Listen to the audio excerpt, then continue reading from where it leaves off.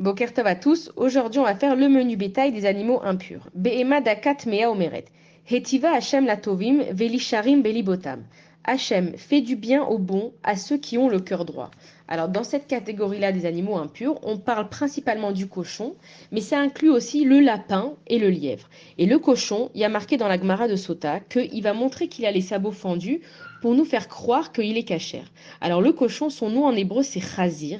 Et ça vient de la racine du mot choser qui veut dire retourner, parce qu'on dit qu'à la fin des temps, le cochon, il deviendra cachère.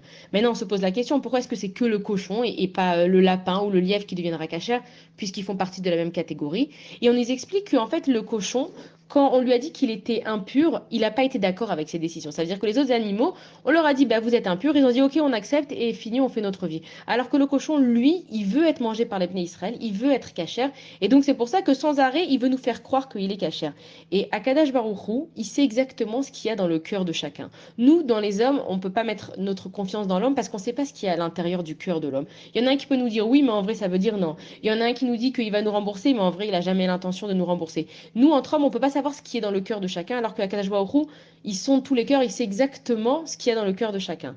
Et donc, ce que ce cochon-là, il est en train de nous dire, c'est que peu importe, enfin, c'est très important la manière dont on a l'air, évidemment, mais ce qui compte, c'est ce qu'il y a dans nos cœurs. Et que si ça nous arrive dans notre vie, ça nous arrive à tous, de pas faire ce qu'il faut, il faut pas faire comme les autres animaux impurs et se dire, bon, bah, c'est comme ça, j'ai fait, je reste comme ça, de toute façon, moi, je suis pas une tzadékette, je suis pas un tzaddik, moi, ça se saurait si j'étais quelqu'un de très pieux. Il faut vouloir sans arrêt dans son cœur faire le bien, et que Hachem, s'il voit que les pensées de ton cœur, elles sont dirigées vers lui, alors Akadosh Baruch Hu, il te guide dans ce chemin-là.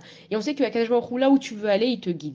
Et on voit que par exemple avec Rivka et Menou, son père c'était Lavan, c'était connu comme être quelqu'un qui était très cruel, c'était quelqu'un qui trompait, c'était quelqu'un qui volait.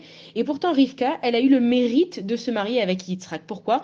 Parce que Rivka, même si elle était née dans une famille comme ça, elle a décidé de suivre le droit chemin et Akadosh Baruch Hu, il a guidé. Et pareil avec Rachel Imenu et Léa Imenu, leur père c'était Bethuel. Et c'était aussi quelqu'un qui était connu comme une crapule. Et pourtant, ils ont eu le mérite de fonder les 12 tribus d'Israël. Pourquoi? Parce qu'Akadosh Baruch Hu, il savait ce qu'il y avait dans leur cœur.